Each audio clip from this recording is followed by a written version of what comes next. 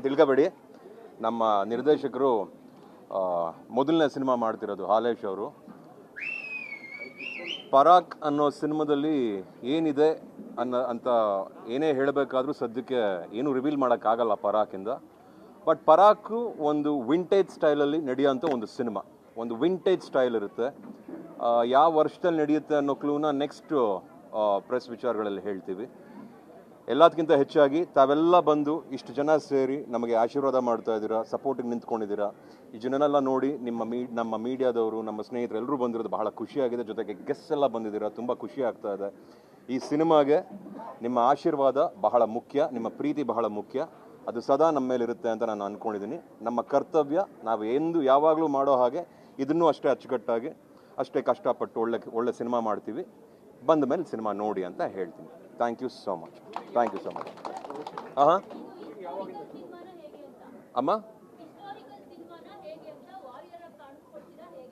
ಅಮ್ಮ ಇದು historical cinema ಅಲ್ಲ, ಇದು ಪರಾಕ್ ಅಂತ.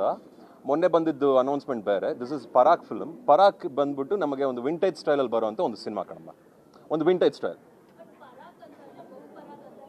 ಹೌದು. ಹಾಂ ಹಾಂ ಹಾಂ ಹಾಂ ಇರ್ಬೋದು ಮೇಡಮ್, ನೋಡೋಣ. ಮತ್ತೆ ನಾವು ಸಿನಿಮಾ ಮಾಡ್ಕೊಂಡ್ಬಿಡ್ತೀವಿ, ನೀವು ಕರೆಕ್ಟಾಗಿ ಕಂಡುಹಿಡ್ಕೊಂಬಿಡಿ ಮೇಡಮ್ ಅದನ್ನು.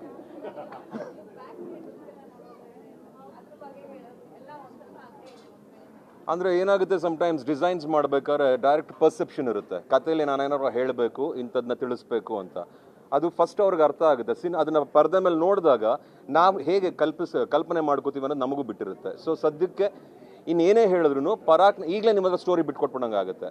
ನನಗೆ ಸ್ವಲ್ಪ ನೀವು ಸಹಾಯ ಮಾಡಿದ್ರೆ ಕಥೆನ ಇನ್ನೊಂದು ಪ್ರೆಸ್ ಮೀಟಲ್ಲಿ ಮಾತಾಡ್ತೀನಮ್ಮ.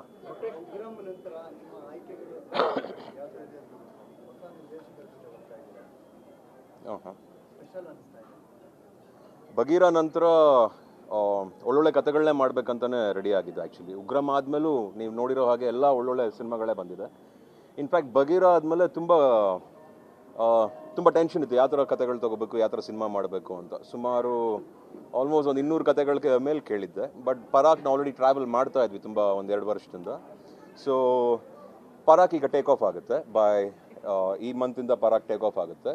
ನೆಕ್ಸ್ಟ್ ಈಗ ನಂದು ಇನ್ನೊಂದು ಪಿಕ್ಚರ್ ಬರುತ್ತೆ.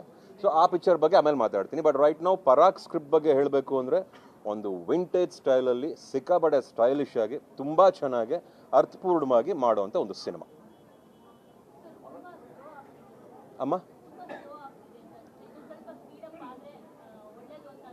ಮಾಡ್ತೀನಿ madam, sorry, I am really sorry. ಏನು ಮಾಡೋದು, ಒಂದೊಂದ್ಸತಿ ಕಾಲ ವಿಷಯಗಳು ಏನಾರೋ ಇರುತ್ತಲ್ಲ, ನಮಗೂ ಅಡಚಣೆಗಳೆಲ್ಲ ಇರುತ್ತೆ. ತಪ್ಪಾಗೋದು ಸ್ವಲ್ಪ ತಡವಾಗಿ. ಇನ್ನು ಮುಂದಕ್ಕಂತೂ ಆದಷ್ಟು ಸ್ಪೀಡಪ್ ಆಗಿ ಒಳ್ಳೊಳ್ಳೆ ಸಿನಿಮಾಗಳನ್ನ ಮಾಡ್ತೀನಿ. ನಿಮಗೆ ಸರ್ಪ್ರೈಸ್ ಸಿಗುತ್ತೆ ಆದಷ್ಟು ಬೇಗ ನನ್ನ ಬಗ್ಗೆ. ಪರಾಕ್ ಬಗ್ಗೆ ಸದ್ಯಕ್ಕೆ ಇಷ್ಟು ಮಾತ್ರ ಹೇಳಬಲ್ಲೆ. ಇವಾಗ ಶೂಟಿಂಗ್ ಶುರು ಆಗುತ್ತೆ. ಬಹುಶಃ ಇದನ್ನ ರಿಲೀಸ್ನು ಆಮೇಲೆ ಮಾತಾಡ್ತೀನಿ. ರಿಲೀಸ್ ಈಗಲೇ ಹೇಳೋಕ್ಕಾಗಲ್ಲ, ಸೊ ಬೇಗ ಮಾಡ್ತೀನಿ. ಹಾಂ, ಪರಾಕ್ ಶೂಟಿಂಗು ಎಲ್ಲ ಕಡೆ ಮಾಡ್ತಾ ಇದ್ದೀವಿ. ಅಂದರೆ ಜಾಗನೂ ಹೇಳೋಕ್ಕಾಗಲ್ಲ ಈಗ ಸ್ವಲ್ಪ. ಅಮ್ಮ ಹೀರೋಯಿನ್ನು ಸದ್ಯಕ್ಕೆ ಹೇಳೋಕ್ಕಾಗಲ್ಲ ಕಣಮ್ಮ. ಹೀರೋಯಿನ್ನು ಸ್ವಲ್ಪ ಶಾರ್ಟ್ ಲಿಸ್ಟ್ ಆಗಿದೆ, ಒಂದು ಸ್ವಲ್ಪ ಶಾರ್ಟ್ ಲಿಸ್ಟ್ ಆಗಿದೆ ಕಣಪ್ಪ. ಎಲ್ಲರೂ ಹೆಸರು ಹೇಳ್ಬಿಟ್ಟು ಎಲ್ಲ ಹೀರೋಯಿನ್ ಹಾಕೊಳಕತ್ತದ ನಾವು. ಸೊ ಇದಕ್ಕೆ ಸೂಕ್ತವಾಗಿ ಆಯ್ಕೆಗಳಾಗಿದೆ ಕಣಮ್ಮ. ಶಾರ್ಟ್ ಲಿಸ್ಟಲ್ಲಿ ಯಾವ್ದು ಸೆಲೆಕ್ಟ್ ಮಾಡ್ತೀವಿ ಅದ್ರ ಪ್ರಕಾರ ನಮ್ಮ ಡೈರೆಕ್ಟರ್ ಸರ್ ಸೆಲೆಕ್ಟ್ ಮಾಡ್ತಾರೆ. ಸೆಟ್ಟು ಇರುತ್ತೆ, ರಿಯಲ್ ಲೊಕೇಶನ್ನು ಇರುತ್ತೆ, ನಾನು ರಿಯಲಿಸ್ಟಿಕ್ ಆಗಿರ್ತೀನಿ. ಚೆನ್ನಾಗಿರುತ್ತೆ. ಇಟ್ಸ್ ಒಂದು ಒಳ್ಳೆ ಅನುಭವ. ಏನೋ ಹೇಳ್ಬೇಕಾ? ಹಾಂ ಸರ್, ಸಾಂಗ್ಸು ಇದೆ. Basically this team is very exciting sir. Charan Raj ಅವ್ರ ಮ್ಯೂಸಿಕ್ ಡೈರೆಕ್ಟರು. ಇವಾಗ ಬಂದಿರೋ ಸಿನಿಮಾಗಳನ್ನ ನೋಡ್ಕೊಂಡು ಬಂದರೆ ಅವ್ರು ಕೊಟ್ಟಿರೋ hits it's very good. Actually ಅವರ ಫಸ್ಟ್ ಕಾಂಬಿನೇಷನ್ ಆಗುತ್ತೆ ನನಗೂ ಚರಣ್ ರಾಜ್ ಅವ್ರಿಗೂ. ಆಮೇಲೆ ನಮ್ಮ ಸಂದೀಪ್ ಅನ್ನೋರು ಕ್ಯಾಮ್ರಾಮ್ಯಾನ್ ಸರು, ಅವರು ಬಂದ್ಬಿಟ್ಟು ಹೌದು, ಸಂದೀಪ್ ಅವರು ಕ್ಯಾಮ್ರಾ DOP ಮಾಡ್ತಾ ಇದ್ದಾರೆ. ಇಂಚರ ಕಾಸ್ಟ್ಯೂಮ್ ಮಾಡ್ತಾ ಇದ್ದಾರೆ. ಉಲ್ಲಾಸ್ ಆರ್ಟ್ ಡಿಪಾರ್ಟ್ಮೆಂಟ್ ವಿಷಯಗಳನ್ನ ಅಷ್ಟು ರೆಸ್ಪಾನ್ಸಿಬಿಲಿಟಿನೂ ಉಲ್ಲಾಸ್ ತಗೊತಾ ಇದ್ದಾರೆ. ಇನ್ನು ಎನಿವನ್ ಎಲ್ಸ್ ಟು. ಆಮೇಲೆ ಹೀರೋಯಿನ್ಗಳು ಈಗ ಹೇಳಲ್ಲ, ಆಮೇಲೆ ಹೇಳ್ತೀನಿ. ಆಮೇಲೆ ಕ್ಯಾರೆಕ್ಟರ್ಸ್ ಇನ್ಯಾರು ಹೇಳ್ಬೇಕಾ? ಬೇಡ, ಅಷ್ಟೇ, ಇನ್ಯಾರಿಲ್ಲ. ಇನ್ನೆಲ್ಲ ಆಮೇಲೆ ಮಾತಾಡೋಣ. ಎಡಿಟ್ರು ಹೇಳ್ತೀನಿ ಆಮೇಲೆ.